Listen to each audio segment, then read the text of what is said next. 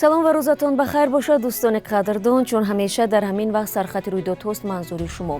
имрӯз 25 март аст. раиси кумитаи амнияти қирғизистон ҳушдор додааст ки набояд 1 кило орду равған ба Тоҷикистон содирот шавад. таҳримҳои нав алайҳи Русия аз сӯи мамолики ғарбӣ ва дафни як сарбози тоҷик ки дар ҷанги Украина кушта шуд. боз як муноқишаи оммавии муҳоҷирон дар Москав матолиби ахбори озодиро ҳам ёдоварӣ мекунам. ҳукумати Тоҷикистон барои ҷудо кардани қитъаи замин ва бунёди манзил ба сокинони аз тармаз зарардидаи вилояти мухтори Кӯҳистони Бадахшон кӯмак мекунад. ин ваъда дар пай бозиди котиби шӯрои амнияти Тоҷикистон Маҳмудзода Насрулло ва раиси вилоят Мирзонабуд Алишер аз осебдидагон дар ҷамоати Поршинев садо додааст. ҳафтаи гузашта дар деҳаи пашори ин ҷамоат сели азим фаромада 2 манзилро вайрон кард. баъди ин ҳодиса дар ноҳияи Шуғнон ситоди бартараф кардани паёмадҳои офати табиӣ ташкил гардид.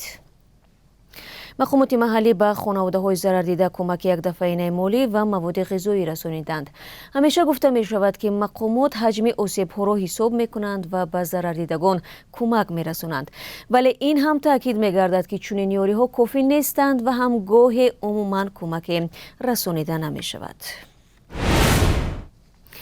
дирӯз дар як силсила нишастҳои сатҳи олӣ дар шаҳри Брюссел раҳбарони мамолики ғарбӣ таҳрими Русияро тавсия бахшида ба Украина ёриҳои бештари низомӣ ва башардӯстона ваъда доданд. 24 март мулоқоти раҳбарони кишварҳои узви паймони НАТО, гурӯҳи 7 кишвари саноатии олам ва Иттиҳоди Аврупо иқдомҳои баъдӣ дар робита бо таҷовузи Русия ба хоки Украинаро эълон карданд. ҳамчунон дар оғози моҳи дуюми ҷанг раҳбари Украина Владимир Зеленский аз иштирокчиёни нишастҳо кӯмаки бидуни маҳдудияти низомӣ дархост кард. президенти Амрико Ҷо Байден мегӯяд таҷовузи Русия иттиҳоди кишварҳои паймони НАТО, Иттиҳоди Аврупо ва гурӯҳи 7 кишвари саноатии оламро таҳким бахшид. Амрико таҳрими 10 муассисаи ҳарбӣ, 328 узви Думаи давлатии Русия ва раиси Сбербанкро эълон намуда афзуд ки ба маблағи $1 миллиард ба Украина ёрии башардӯстон намефиристад. дар Челябински Русия Умеҷон Давлатов сарбози 23-солаеро дафн карданд ки дар ҷанги Украина ба ҳалокат расидааст. марги ин сержанти хурдро дар қисми низомӣ ба пойгоҳи хабарии 74 тасдиқ карданд. ба қавли дӯсти сарбози ҳалок шуда, волидайни Умеҷон ҳанӯз соли 1992 аз Тоҷикистон ба Русия кӯч бастанд. Умеҷон Давлатов дар ноҳияи Челябинск ба дунё омада дар артиши Русия сарбози қарордодӣ буд. ҷасади ӯро дар оромгоҳи мусулмонони зодгоҳаш ба хок супурданд. бино ба хабари дарёфтӣ рӯзҳои охир ҷасади дасти кам 4 зодаи Тоҷикистонро ки шаҳрвандии Русияро дошта дар ҷанги Украина кушта шуданд ба ватан оварданд. мақомоти Тоҷикистону Русия ба таври расмӣ иттилоъ намедиҳанд. пайвандон аз додани тафсилот худдорӣ меварзанд.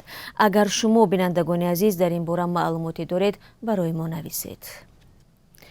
Толибон ваъда дода буданд ки 23 март дари мактабҳои миёнаро барои духтарон дар Афғонистон боз мекунанд. онҳо мактабҳоро кушоданд, вале ҳамагӣ пас аз чанд соат бастанд.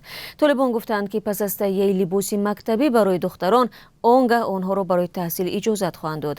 дар сафорати Афғонистон дар Душанбе имрӯз дар ин робита нишаст баргузор гардид ва дар он таъкид шуд ки Толибон ба ваъдаи худ вафо накарданд. ҳамкорони мо аз ҷараёни ҳамоиш шуморо дар барномаи ахбори озодӣ огоҳ хоҳанд кард.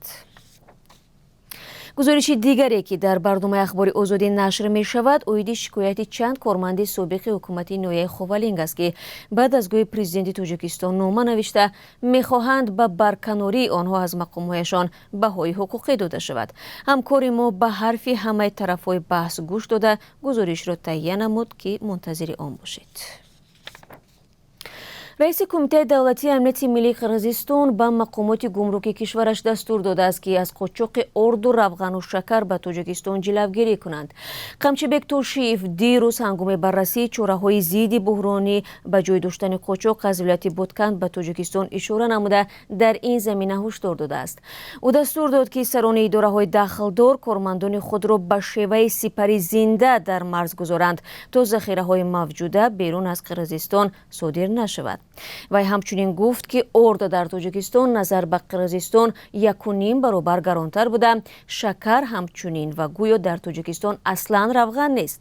мақомоти тоҷикистон ба ин иддао вокуниш накарданд. дар марз ҳамчунин моҷарое бо ширкати марзбонони қирғиз рух додааст. мо талош мекунем дар ин бора дар барномаҳои худ хабар бидиҳем. баъди даргириҳои мусаллаҳона дар манотиқи марзӣ аз моҳи майи соли гузашта қирғизистон сарҳади худро бо тоҷикистон ба таври якҷониба бастааст. додгоҳи Ширбинскии Москав беш аз 20 муҳоҷирро бо иттиҳоми ширкат дар як занозании оммавӣ дар Москави нав, ки дар ҷараёни он аз калтаку корд истифода шудааст, боздошт кард. ҳар кадоми онҳо ба 15 рӯзи ҳабси маъмурӣ маҳкум шуданд.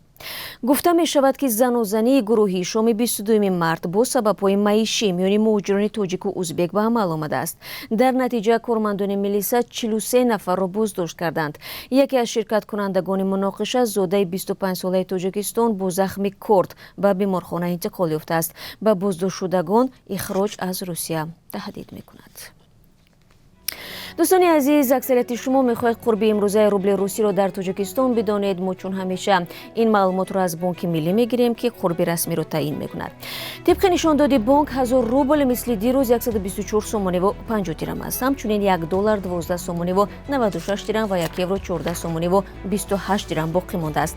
бинандагони меҳрубон, соати 17 бо вақти душанбе ва 15 бо вақти Москав барномаи ахбори озодӣ манзуратон мегардад. ман шуморо дар ҳафтаи нав мунтазир хоҳам буд. зимнан барномаҳои мо аз рӯзи душанбе 1 соат пештар тақдиматон мешавад. умедворам истироҳати хуб дошта бошед.